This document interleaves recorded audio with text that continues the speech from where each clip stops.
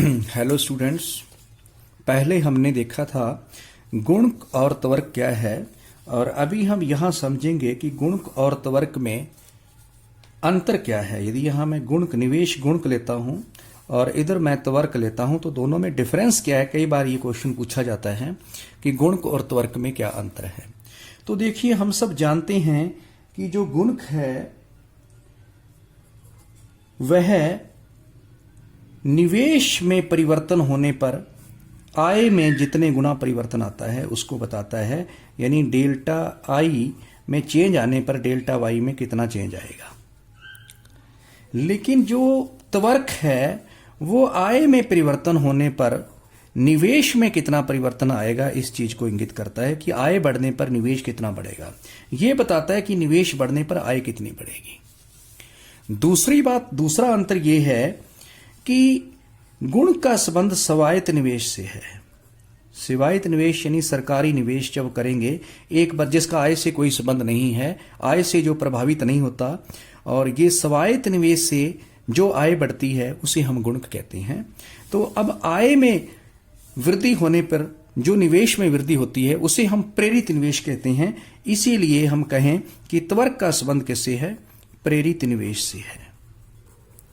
ये autonomous investment से related है, और ये जो है त्वरक जो है वो इंड्यूस्ड इन्वेस्टमेंट से रिलेटेड है।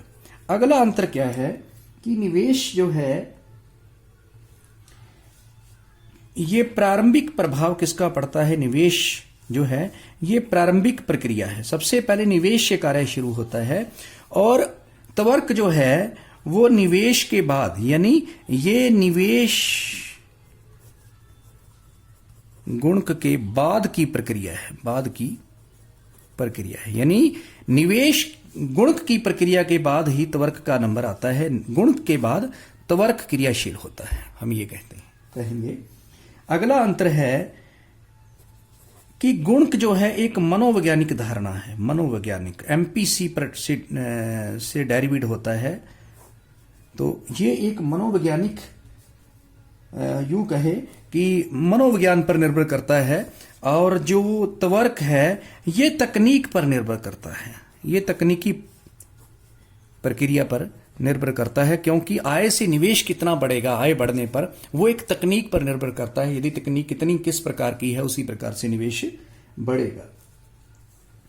तो अगला जो अंतिम इनके बीच में अंतर है वो ये है कि निवेश गुणक जो है वो अर्थव्यवस्था में अतिरिक्त उत्पादन क्षमता की बात करता है कि अतिरिक्त उत्पादन क्षमता होनी चाहिए। उत्पादन क्षमता होनी चाहिए, ताकि निवेश बढ़ने से आय तभी बढ़ेगी जब अतिरिक्त उत्पादन क्षमता होगी। और त्वरक कहता है, त्वरक इस मान्यता पर आधारित है कि अतिरिक्त उत्पादन क्षमता नहीं होनी चाहिए। अतिरिक्त उत्पादन क्षमता नहीं होनी चाहिए। अतिरिक्त उत्पादन क्षमता से मतलब है कि और मशीनें नहीं होनी चाहिए। पूर्ण रोजगार की स्थिति हो तभी नई मशीनें आए, और बढ़ाने के लिए नई मशीनें लगेंगी। और ये कहता है कि अर्थव्यवस्था में अतिरिक्त उत्पादन क्षमता होनी चाहिए। तो यह कुछ अंतर है गुणक और त्वरक में, ठीक है। कि ये कहता है कि ये निवेश में वृद्धि के परिणाम स्वरूप आय में होने वाली वृद्धि को बताता है, और ये आय में वृद्धि के परिणाम स्वरूप निवेश में होने वाली वृद्धि को बताता है। ये स्वायत्त निवेश से संबंधित है, और त्वरक प्रेरित निवेश से संबंधित है। ये प्रारंभिक प्रक्रिया है, और गुण के बाद ही त्वरक की प्रक्रिया प्रारंभ होती है।